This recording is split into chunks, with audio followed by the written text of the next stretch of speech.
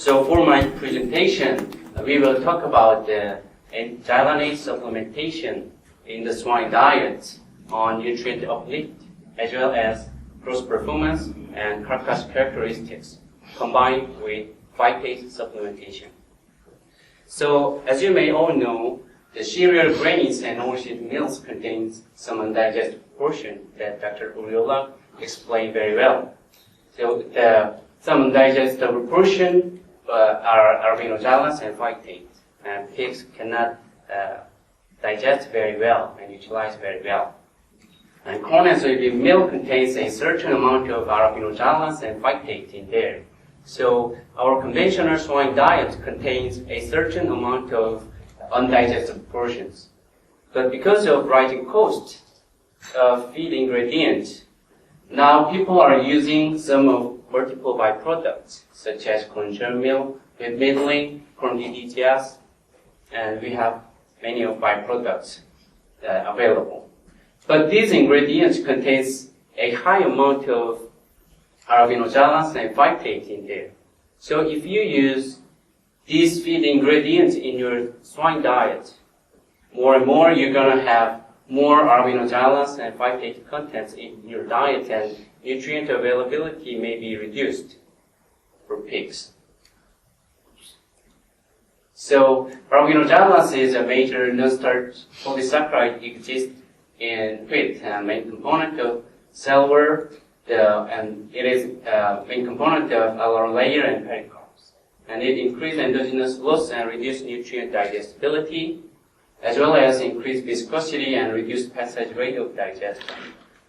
So now we are using Xylanase in the swine diet to degrade the Arabinoxylan structures.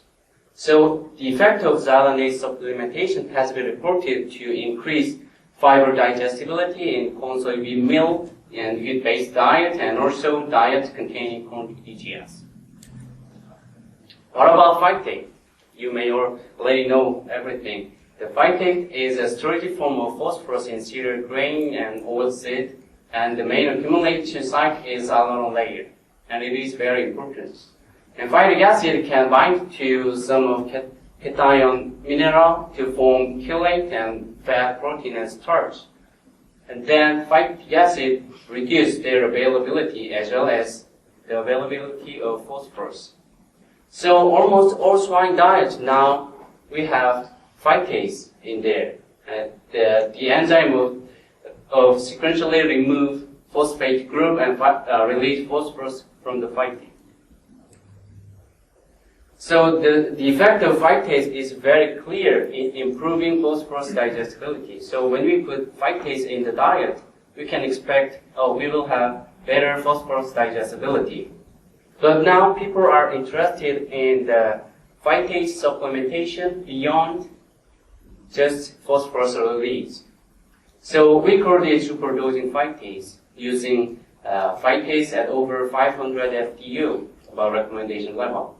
So it can completely degrade all phytate in the diet and also remove anti-nutrient effect of phytate. And the effect of superdosing phytase has been reported to improve growth and nutrient digestibility and give additional mineral release and also reduce energy cost of digestion. So phytase and Xylanase have their own ability to degrade phytate and Arabinoxylans. However, phytic acid and Arabinoxylans are both found in the alveolar layer, so we can expect a synergistic effect between them. So Xylanase can increase the permeability of alveolar layer by degrading Arabinoxylans, the site of phytic acid storage, and then the accessibility and action of phytase can be improved. There are several previous studies that try to examine this synergistic effect, but the results are still inconsistent. And also research on the simultaneous inclusion of both these enzymes to corn soybean meal-based diet containing multiple byproducts that have the high phytate and the Arabinoxylans is notably lacking. So for this study, we observed the effect of xylanase supplementation on nutrient release by apparent total tract digestibility estimation for growing pigs fed high fiber diets containing corn EDGS with middlings and conjunct milk, also containing phytase. And then, based on the result of experiment 1, we also tried to examine the effect of graded level of phytase supplementation up to superdose level on gross performance, carcass characteristics, and digestibility for pigs fed same high fiber diet with or without xylanase supplementation, so that we can observe if there's some interaction between them, we can observe some synergistic effect. So first experiment is the balanced trial. So we used 25 pigs, initial body weight was 76 kilogram, and we have five treatments, including positive control, corn soybean meal based diet with 15% of each of these three ingredients, and negative control was a low metabolizable energy diet by 103 kcal per kilogram from the PC diet by replacing grease and cornstarch. And the xylanase was added in the negative control diet, which is low energy diet. The supplementation level was 8,000, 16, and 24,000 BXU of xylanase. And our diet contained 250 FTU of phytase. And we provided 10 to 12 days of adaptation period at the farm with ad libitum feeding to the diets. And when we moved pigs to the metabolism crate, we provided daily feed allowance at 2.7% of body weight because of high fiber diet. And after a 7 days adaptation period to the metabolism crate, we collected all feces and urines by a total collection method for 5 consecutive days. So here is diet formulation for experiment 1. As you can see here, we used 15% of these three ingredients, and only difference was about 100 kcal metabolizable energy by replacing cornstarch and grease. And we only mixed the one basal diet, and the phytase just added one time. And also we used summit diet mixing concept to mix the xylanase supplementation diet. And we confirmed the enzyme activities of all experimental diets, and the values were a little bit greater than our expectation, but the xylanase activities were graded increased, and also we confirmed constant phytase activity across the whole diet. And we measured apparent total tract digestibility of dry matter, gross energy, ether extract, nitrogen, and NDF, ADF, hemicellulose, calcium, and phosphorus. And also we measured retention of gross energy, nitrogen, calcium, and phosphorus. All data were subjected to ANOVA ProGRM of tests, and risk scarce means were separated by PDIFF options. And we performed orthogonal polynomial contrast for linear and quadratic responses with increasing xylanase level from 0 to 24,000 BXU without positive control treatment. And alpha level were the 0.05 for significant, 0.10 for tendency. Here is the data for apparent total tract digestibility of dry matter, gross energy, nitrogen, ether extract, calcium, and phosphorus plus energy values. So you can see here, firstly, positive control treatment had greater ether extract digestibility and digestible and metabolizable energy values compared to negative control diet, and also but calcium digestibility was lower than negative control diet. And for xylanase supplementation effect, there was no effect observed in these nutrient digestibility and dry matter and gross energy. However, in the fibrous components digestibility, we confirmed linear increase in hemicellulose digestibility significantly, and also numerical increase of NDF digestibility by increasing xylanase supplementation level. And in the result of energy and nutrient retention, we confirmed the gross energy retention on a percentage intake basis. The NX3 treatment, the highest level of xylanase supplementation, had slight improvement of energy retention compared to positive and negative control diet. So for summary, in experiment 1, the xylanase supplementation to the high fiber diet containing phytase can improve some fiber digestibility, hemicellulose, and maybe the NDF, and thereby slightly improve energy utilization. And based on the result of experiment 1, we conducted the second study for feeding trials. So we used 45 individually fed pigs, meaning initial body weight was 26 kilogram, and we have 9 treatments, 1 plus 2 by 4 factorial arrangement. So we have a high and low energy control diet, positive and negative control, same with experiment 1. Factor 1 was phytase level from 0 to 2000 FTU per kilogram diet up to superdosing level. And factor 2 was xylanase supplementation, 0 versus 24,000 BXU per kilogram diet. And this level was decided based on the result of experiment 1, in which we have the improvement in fiber digestibility. So here is the table for treatment structure. So positive control diet has high energy diet, but no phytase and xylanase in there.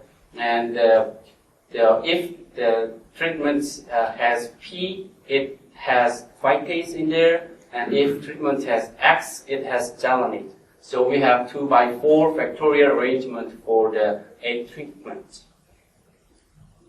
And we provided for feeding program with ad libitum feeding, and phase was divided by the body weight. And 0.3% of titanium dioxide was added in the diet of phase 4 as an indicator for total tract digestibility calculation. And we collect feces at the end of phase 4. Average body weight was 118 kilogram. And real-time ultrasound scan was performed when pigs reached at 120 kilogram body weight as the final body weight.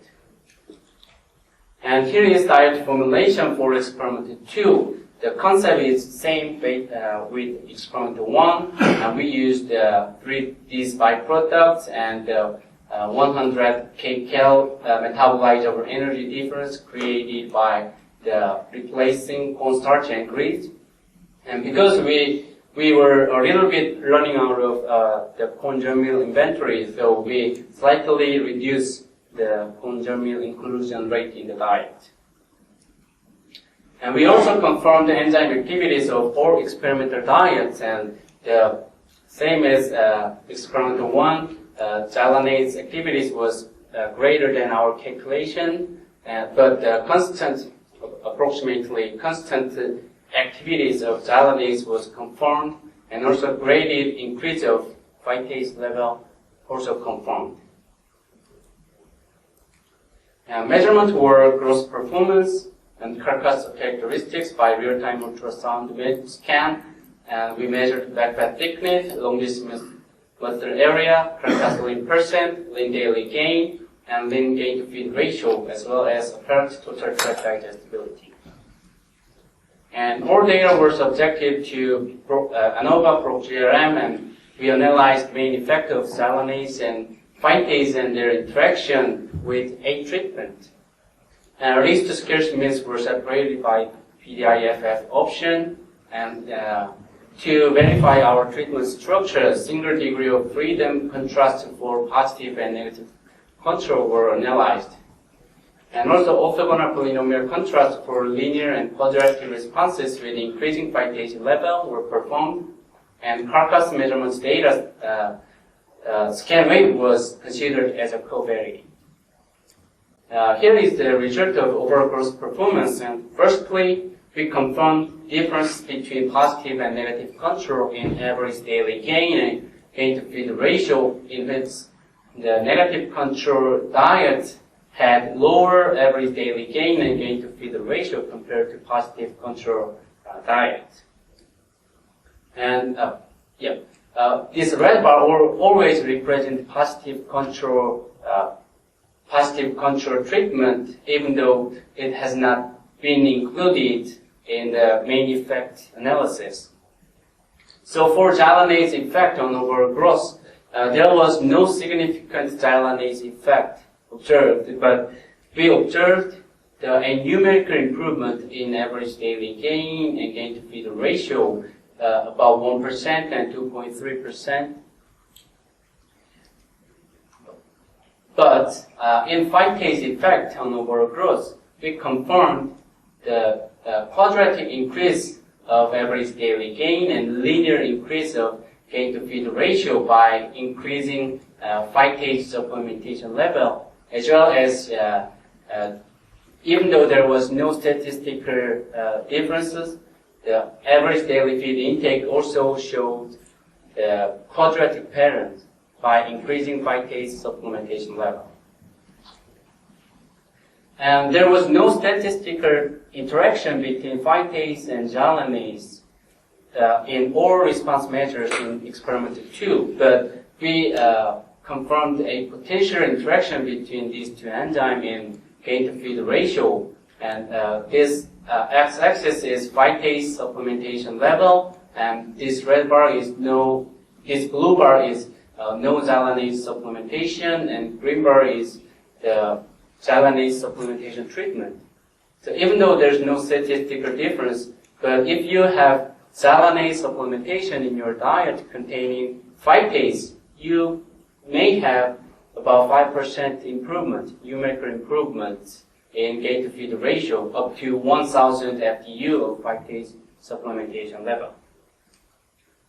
And there was no difference in carcass characteristics by Xylanase supplementation on backpack thickness, longitudinal muscle depth and area, carcass lean percent, and lean gain and lean gain to feed ratio.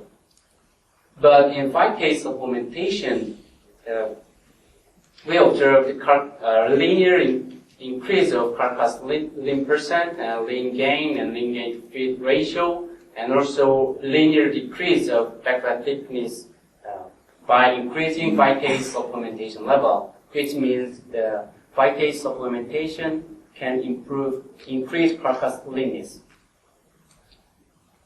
In the apparent total tract digestibility, there was no effect of Xylanase supplementation, but when we have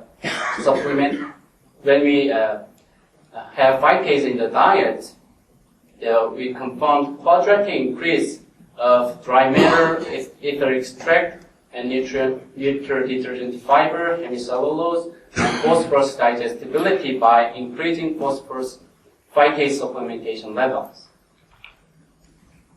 So for summary in experiment 2, the Xylanase supplementation to the high fiber diet has no effect on growth performance and carcass characteristics. And unlike experiment 1, we do not confirm the Xylanase supplementation effect on apparent total tract digestibility, which may be due to the different experimental condition for like body weight and age for fecal collection, and ad libitum and restricted feeding, like that. And increasing phytase level enhances growth rate and feed efficiency, carcass leanness, and apparent total tract digestibility. And there was no statistical significant interaction observed between these two enzymes, but you can say there's a potential of interaction in gain to feed ratio. So for conclusion, the Xylanase can improve fiber utilization in the diet containing multiple byproducts, but we need to keep in mind the Xylanase response may be vary between different physiological status or feeding condition. And superdosing phytase can be a useful strategy to enhance nutrient utilization and beyond it, resulting in the growth performance, carcass leanness improvement. And up to 1,000 FTU of phytase may be enough to maximize growth performance and carcass leanness. And further investigation may be needed to clearly confirm the Xylanase supplementation effect and potential interaction between phytase and Xylanase with a large number of pigs, because we only use 25 and 45 pigs, and also different physiological status.